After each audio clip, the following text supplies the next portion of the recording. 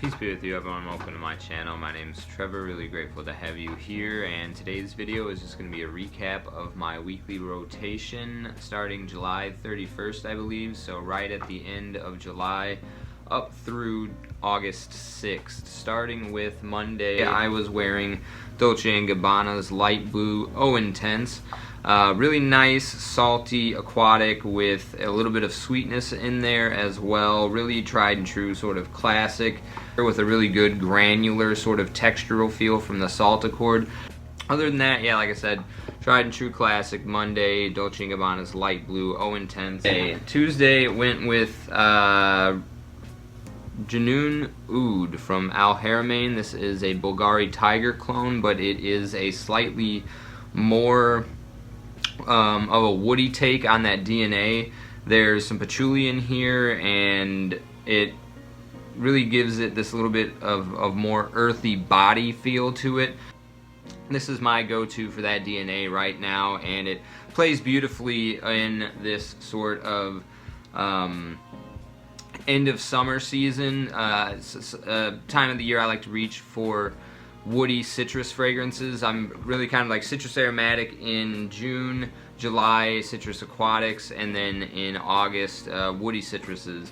Also there's a Brazilian rosewood note in here, I believe, as well, that adds to that extra woody twist on the Tiger DNA. Definitely probably my favorite, maybe not my favorite out of this week, but my favorite wearing experience from last week. That is Haramain's Junoon Oud. On Wednesday, this is Club de Nuit Intense Man, the EDT. Now, as far as the lemon pledge note, I do get that, but I happen to like lemon pledge, the smell, that sort of astringent, cleaning lemon, which is a good thing because that accord actually lasts throughout a good duration of this fragrance on my skin. So I get a really nice sort of more lemony take on the Aventus DNA. It actually leans a lot more lemony than pineapple-y, even though you get the pineapple accord with this.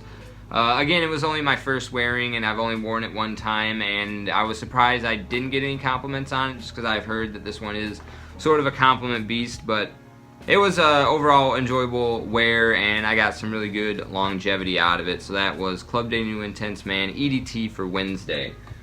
Thursday, this one, actually I think I did get a compliment on this fragrance. I don't know for sure, but I do know, like, basically every time I wear this I get a compliment, and that is Dior Homme Sport 2021. Really beautiful powdery woods with a there's no official orange note in here, but the citruses, the way that they come together here with the elemi resin, sort of gives off a orange citrus accord for me anyway.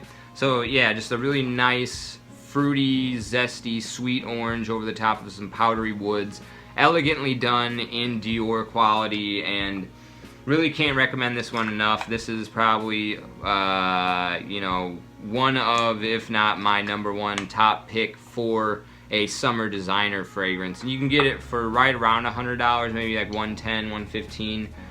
But it is a 125 ml bottle, which is really nice. And if I had to go with this one or Dior Homme Cologne, I would go with this one. If I had to go with this or Dior Homme 2020, I would go with the Sport Flanker.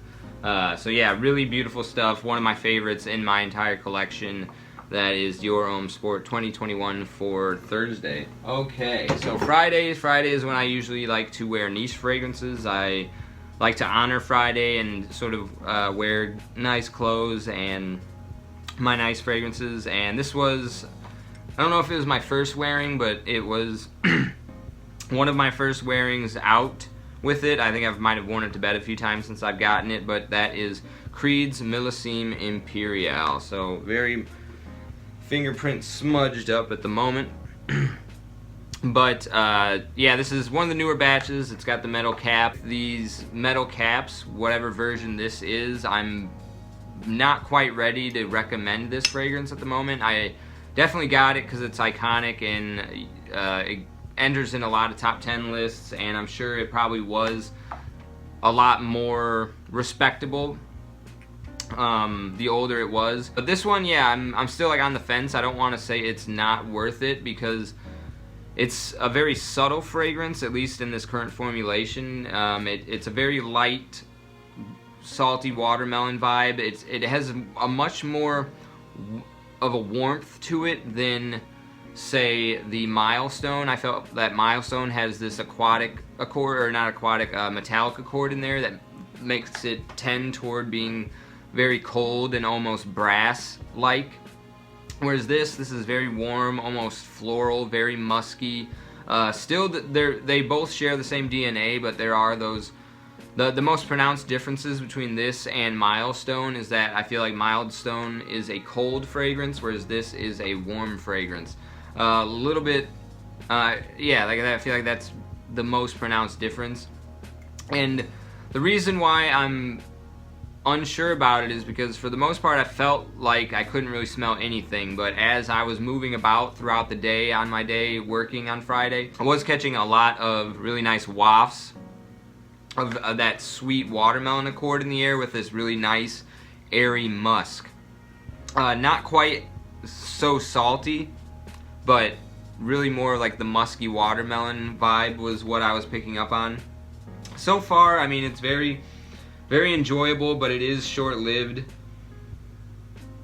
At least my experience of wearing it was short-lived. I don't know if I was just going nose blind, like I said. Like I need to get some more field tests done with this, but still not quite convinced that it's worth the current price tag that it's fetching in its current formulation. But like I said, I'm still not quite ready to recommend it, but it was a good, enjoyable wear on Friday. So that was Creed's Millesime Imperial. Tom Ford Costa Azzurra Parfum. This was my Saturday fragrance of the day, and it was also my fragrance of the day today on Monday. This fragrance is great for that summer kind of monsoon season. It has this incredible greenery, like this green wood from like a cypress note in here that just makes it polished and sturdy and reliable and smooth and rich and just very classy. This fragrance, it's very like classy in a mature way, the way that it has this green woods, and then it almost feels like it is this coastline wood soaked with air that had salt in it. Like it has this marine quality to it, but not aquatic. Like there's just something about like marine air soaked into the woods on the coastline, but it's not actually the water itself. This is very much like a dry, woody, rich, polished fragrance. And it kind of also runs in the same vein as like Acqua di Gio Profumo. So yeah, it's a kind of like more of like a dark blue fragrance, but then there's this added green quality to it that just and then like the woods as well that just make it a much more grown up and elevated version of that Acqua di Gio Profumo DNA. It's kind of like how I get, or the vibe that I get off of this one. Really great stuff, not really mass appealing, but one of my favorites and something that I've been reaching for a lot lately. This is Tom Ford's Costa Azzurra Parfum for Saturday. And finally, for Sunday, this one my friend complimented me on it, and he said that the sillage was like 6 feet. He could smell me from like across the room, and I was at a restaurant when I went and saw him, so it was you know, like an open space. It wasn't like I was walking into his apartment and he could smell me from 6 feet away. It was you know, there's a lot of space for it to reach to him. And now the longevity of this fragrance isn't the greatest. I get maybe 6 hours tops, but it is perfect for making a great kind of loud, commanding impression. Really great sort of job interview fragrance in my opinion, but something that I just enjoyed wearing casually because it's smooth and sweet and sophisticated and somewhat regal. This is Fougere Royale from Houbigant. What you get here is a really nice, cold, sweet, floral, mossy fougere, lilac, lavender, geranium, chamomile, tonka bean. These are all sort of the main notes in oak moss that really stand out for me in this fragrance, and they just come together in a way that it smells like a very classic but also modern fougere, like a neo fougere, because it's got this sweetness in there from the tonka bean and the lavender and the lilac, and the chamomile actually adds a really unique facet to this fragrance, a really unique sweetness to it. This actually reminds me a little bit of butter mints, those little mints that you get mixed in with peanuts at like weddings. That's the kind of vibe I get off of this fragrance right here. Also because there's a really nice geranium in here that is kind of gives it that minty quality and makes it a cold fragrance, while overall it's sort of like a dry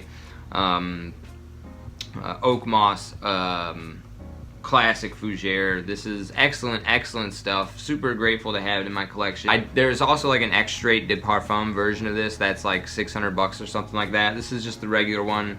Haven't smelled the extrait, but I definitely recommend this one, and that was my fragrance today for Sunday. Okay, so I really appreciate you sticking with me to the end of the video here. Let me know what your weekly rotation was in the comments section down below, and as always, I'll see you in the next one. Take care.